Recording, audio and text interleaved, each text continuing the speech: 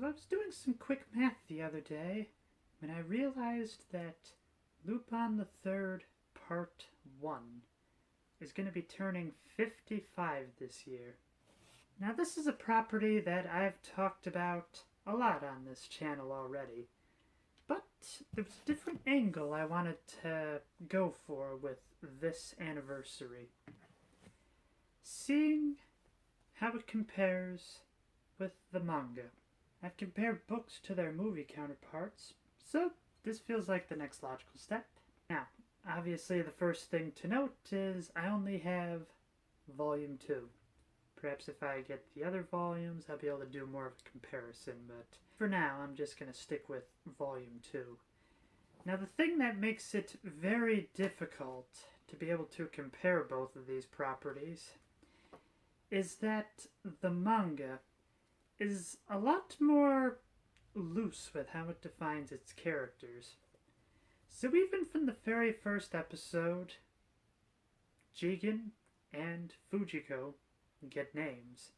Now these are reoccurring characters in the manga, but the function that they have changes depending on the story. So basically each story is self-contained, so what happens in one does not go to the other.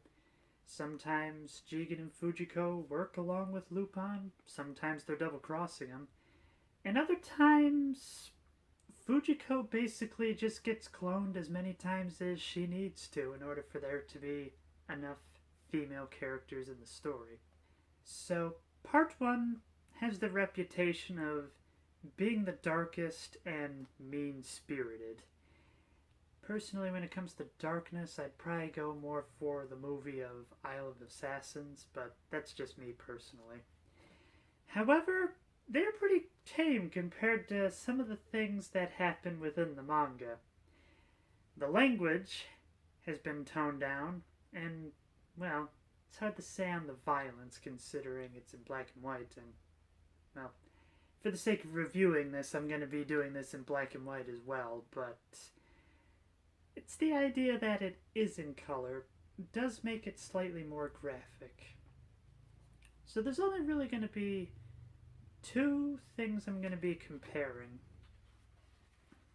So there's Chapter 12 and Chapter 15. Crazy thing is, this is one of the few times I can say that this series is actually older than this television set.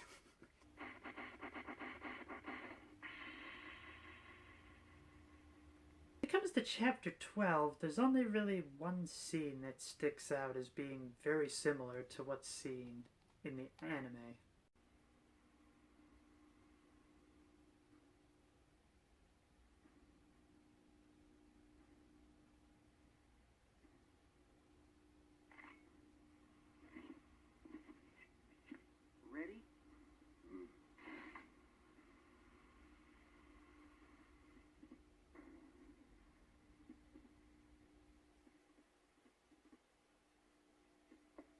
So as you can see, the anime adds in a few extra scenes, but for the most part, it's pretty similar.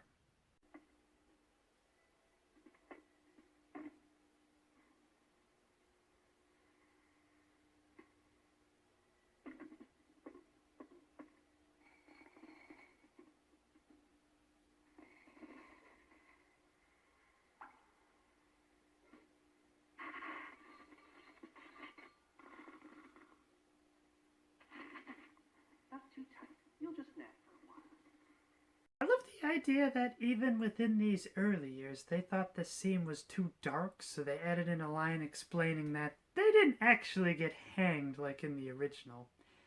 And in case you're wondering, it's the same in the subbed version as well. This wasn't a case of the English dub trying to censor things. Even the original version censored it.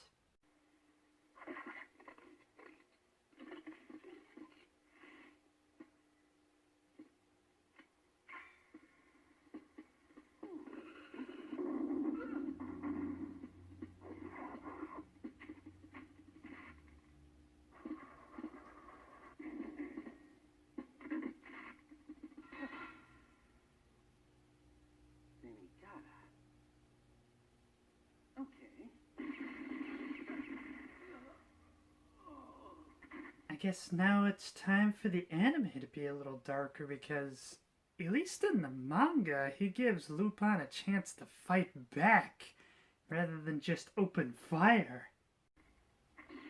Those were tranquilizer darts. You're not dead yet. I'll take my time with you later. Hey!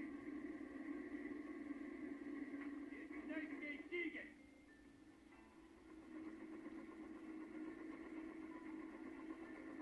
And that's the only part that lines up, and that's really just the pre-title sequence. How the episode plays out is that it's all about Lupin trying to escape custody from Zenigata. However, the main thing most people remember this episode for is that he convinces Zenigata that one of his guards is actually him and then sends him to the electric chair. Meanwhile, in the manga, that's the end of the story. If you look closely, you'll notice that Zenigata's arm is in a cast when he shines the spotlight on. This is how it goes down in the manga. We start with Jigen casing the place, stating that this job is going to be impossible.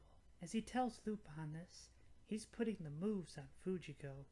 Not feeling like he's being listened to, Jigen is about to splash Lupin with cold water, but he gets splashed instead. Meanwhile, Zenigata is looking over the place when one of the workers complains that they can't get any work done with the extra security. Zenigata assures him it's all necessary when he takes a look outside.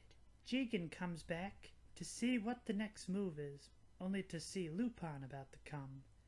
Lupin says it's time to make his entrance. When Jigen wonders what the next step is, Lupin simply says, "Stick to the plan."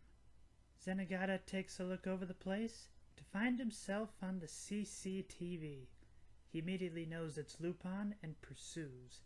They do battle when Pops catches a stick of dynamite. The foreman is going over the land and finds that Lupin I buried a fantastic treasure there. Zenigata wants action, but the foreman wants him to take it easy, considering he's almost done a full body cast. Jigen sees that the guard has been doubled and is about to tell Lupin the same. As Lupin is once again in bed, Jigen attempts to hose him off. Like before, Jigen is the one to get hosed off.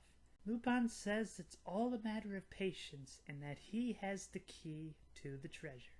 That's where it lines up with the anime. After the treasure is taken away, we see that Fujiko took it all for herself. Lupin isn't concerned as he hid a tracker in her underwear, only for Jigen to point out that he's wearing the underwear.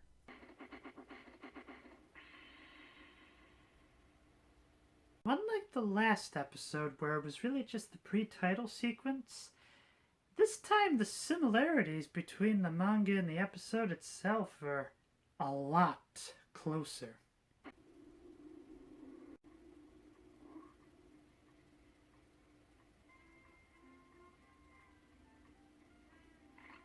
Why don't you put that pop gun down and come here next to me? We'll share this warm, cozy fire together. Lupin? Well, fancy meeting you here, Fujiko. Must be fate. Now, the main thing to note is that in the manga, this character is also named Fujiko, but it is not the same Fujiko as the anime. Rather, just an escaped convict who also has a sister. You know that scary thing's an eyesore. It really dampens the mood. Hand it over. As Lupin is quite the soft spot for Fujiko, he does not rip the gun out of her hands. But other than that, the scene plays out very similar. Here, eat up. Boom. Yo. Now drink up. Never mind to begin with. Okay, this is where things start to diverge from the manga a fair bit. Lupin gets it on with the sisters and disappears into the local village before Zenigata arrives. Obviously, I am cutting out a lot of story on the anime, but don't worry, we will get to that in due time. We pick up with both of them at the village.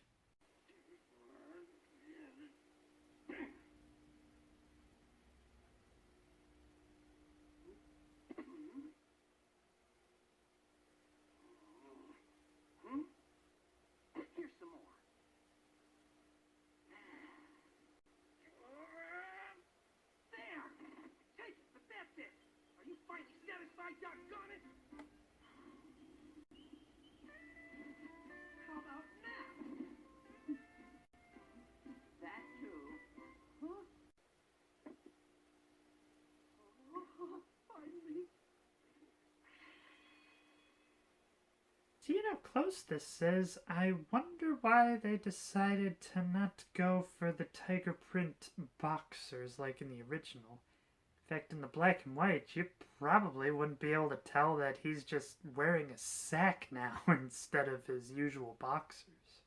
This is only half of the pair. The other statue is... Yeah, I'm well aware of what happened to it. Here. See? She's the one, the little thief who stole our treasure.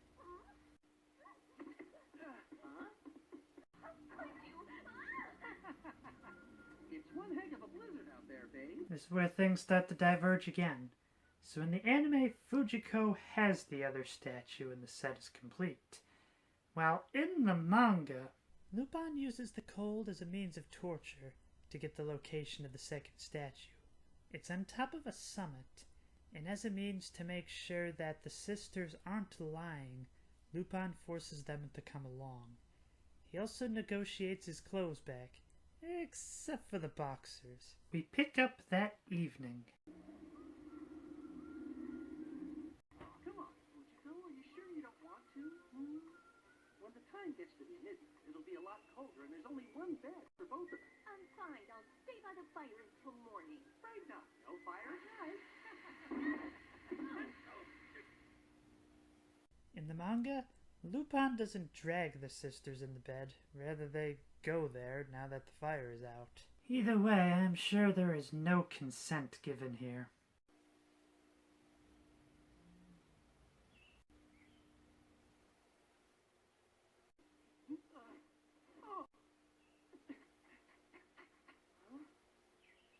Left by horseback, darn it.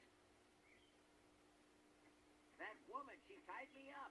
Then she took off. I needed my clothes back. Sorry, pal. Maybe it's just because I knew how this story played out in the manga, but it feels like that line about Lupin getting his clothes back is just very thrown in there. Take your snowmobile. I've got it stored over there.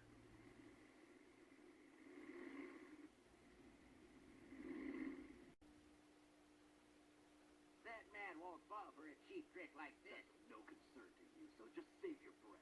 I've got a master plan. Right. Here is where I fill in the blanks. In the anime, the episode starts with Fujiko stealing the second statue from this Hayate, a higher up in a villainous organization, which they never say the name of, but I'd like to think it's the Scorpion from episode 1. He is also the reason that the statue costs so much. At the threat of the old man's life, this Hayate told the old man to get to Lupin for everything he's got. It's interesting that both involve giving Lupin a fake trail that he then follows by snowmobile. However, the anime takes it a step further by placing an explosive charge in the snowmobile. The plan was a success.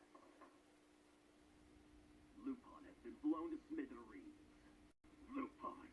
Hold it, Hayate. You might want to simmer down some. And that's where the comparison between the two ends. But in case you were curious as to how the story goes in both, I'm gonna start with the manga. In the manga, Hayate is the old man's son. He made the trail as he wanted those statues to stay within the family. While the old man is content with 3 million, as well as knowing Lupin's reputation, Hayate thinks he can take care of him. As he lords it over the women, he senses movement and throws his axe towards Lupin. The old man attempts to buy back the statues, but Lupin says all sales are final. The old man attempts to plead his case, but Lupin isn't buying it. Literally. He says he will be back for the statues and the women. He uses a snowmobile to make his way to the second statue. By the way, I love this panel with the snowmobile in the moonlight. As he gets close, Hayate takes a shot at him, only to find out that it was a dummy on a remote control snowmobile.